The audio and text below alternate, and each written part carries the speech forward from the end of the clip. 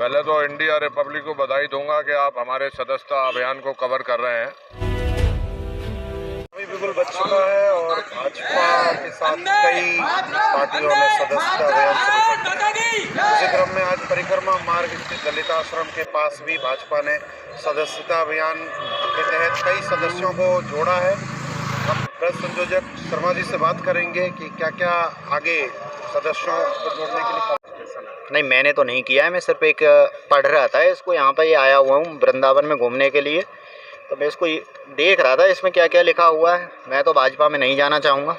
नहीं, अभी 2 बार हमने भाजपा को वोट दी। मोदी जी के लिए हमेशा से उनके लिए तत्पर कार्य किया और पूरा परिवार, पूरा एरिया, पूरे गांव-गांव में भारी जोर तोर से प्रचार किया। और मुझे उम्मीद थी कि आम पब्लिक की सोच की वजह से ही बीजेपी केंद्र में आई थी, स्टेट में आई थी।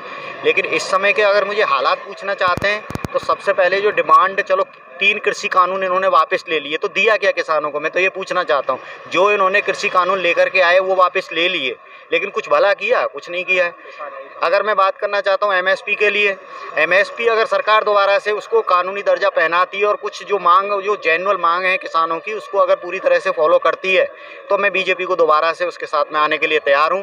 पूरे एरिया में, मेरे एरिया में अगर मैं बात करूँ तो मुश्किल से 10% वोट निकल के आएंगी। नौजील बाजने से बिलोंग करता हूँ, जाट फैमिली से हूँ, तो मैं तो अपनी वोट नहीं डाल सकता।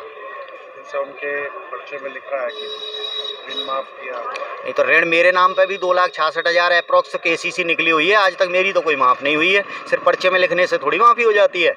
अगर माफ़ होनी है तो मेरे भी केसीसी माफ़ कर दें। मैं भी एक किसान हूँ। मेरे धानों का रेट 1900-2200 रुपये का चलता है अप्रॉक्स। सरकार का जो भी रेट होगा, 1200 रुपये प्रति क्विंटल में धान बिक रहा है। उसकी भी खरीदारी करने के लिए आते हैं बोली लगा के, भैया इतने में लूँगा। किसान से तो भी नहीं पूछा जाता है, भैया तू देगा कि नहीं देगा, खिला दो, नहीं देना है तो ले जाओ। बताइए, अब किसान उस अनाज को खिलाने के बाद मान लो 4 ट्रॉलर अनाज खिला दिया, उसको दोबारा से भर के लेके जाएगा। लेकिन कोई ऐसा कानून बन जाए कि इससे नीचे कोई खरीदने वाला ही नहीं होगा, महंगा बेच रहा है तो ठीक है, तब तो हम भी माने। एमएसपी देने में दिक्कत क्या आ रही है? जब सरकार ने जो रेट दे रखा है उस रेट को भी गवर्नमेंट को देने में दिक्कत आ रही है। सरकार ने रेट दे दिया, 2000 रुपये प्रति क्विंटल का गेहूँ बिकेगा, तो उस पर खरीदारी क्यों नहीं होती है? यही तो मांग है। किसान कोई जायज़ मांग कर रहा है, उसमें क्या दिक्कत है? क्या नाम है? किसानों को मिलता क्या है? प्रदीप चौधरी नाम है, नौजील बाजने के पास, रायपुर मेरा गांव है। और अपने पवन शर्मा है। मैं भारतीय जनता पार्टी महानगर मथुरा में कार्यकारिणी सदस्य हूँ, कार्यकारिणी में।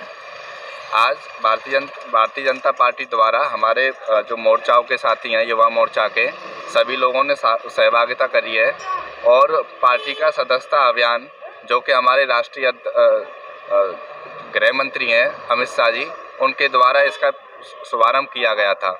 उसको उसी दिन से सुचारू रूप से आगे ले जाते हुए सदस्यता अभियान हमारे बूथ स्तर तक और सेक्टर तक, सारे मंडल और ऐसे जो हमारा संगठन का स्ट्रक्चर चल रहा है, उसमें सभी गांव-गांव सदस्यता अभियान लग रहे हैं और ज़्यादा से ज़्यादा सदस्य बनाकर हम पार्टी को मजबूती प्रदान कर रहे हैं। क्योंकि कोई भी पार्टी, विश्व की सबसे बड़ी पार्टी तभी बन सकती है जिसकी सदस्यता ज़्यादा है, और लोकतंत्र में यह माना जाता है कि जिसकी संख्या ज़्यादा है और वही मजबूत होता है। लोकतंत्र में संख्या का बहुत बड़ा महत्वपूर्ण है। और आगे 2022 का इलेक्शन भी है उत्तर प्रदेश के। पहले तो इंडिया रिपब्लिक को बधाई दूंगा कि आप हमारे सदस्यता अभियान को कवर कर रहे हैं। ब्रिज क्षेत्र में और पूरे उत्तर प्रदेश में ये विशेष रूप से पार्टी द्वारा आयोजित किया गया है और इसमें कारण यह है कि आज हमारी भारतीय जनता पार्टी विश्व की सबसे बड़ी पार्टी मानी जा रही है और वो उसका श्रेय सदस्यों को ही है। जिसकी संख्या जितनी भारी उसकी उतनी हिस्सेदारी। तो लोकतंत्र में संख्या का बहुत महत्व है। गणतंत्र यानी गणना का तंत्र। तो भारतीय जनता पार्टी के अभी 2.5 करोड़ सदस्य उत्तर प्रदेश में थे, लेकिन इसी सदस्यता अभियान के साथ जो करीब 1 महीने से चल रहा है, हमारा 4 करोड़ का लक्ष्य है। 1.5 करोड़ नए सदस्य बनाने हैं और 1 करोड़ 60 लाख नए जो पुराने सदस्य थे उनको वेरीफाइड करना है। इस ये जो एक टास्क है, जो मिशन है सदस्यता का, उसके माध्यम से, पर ये एक आंदोलन ही बन चुका है। तो इसमें सबसे बड़ी बात यह है कि उत्तर प्रदेश का 2022 का चुनाव हमारे सामने है और उत्तर प्रदेश में और भारतवर्ष में जो काम हुए हैं कोई भी नहीं कह सकता है कि वो काम सदियों में भी हुए थे।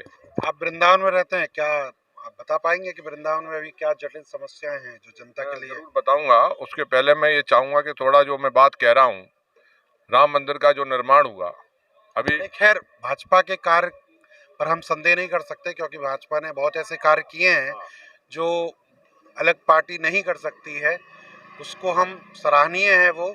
लेकिन अभी भी अगर वृंदावन क्षेत्र की बात करें, वृंदावन मथुरा निगम में, तो बहुत सारी समस्याएं हैं। उस पर भी क्या फोकस रहेगा जनता पार्टी का? बिल्कुल फोकस रहेगा। हमने खुद भी अभी मेयर साहब को कहा कि जो अटल्ला से विद्यापीठ की तरफ रोड आती है उसकी भी रिपेयरिंग की ज़रूरत है।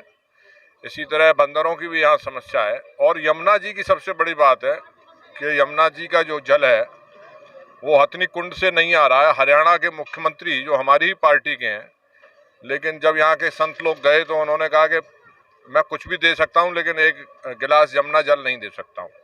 तो उसके लिए योगी जी से ही हमें उम्मीद है कि योगी जी उत्तर प्रदेश का जो हिस्सा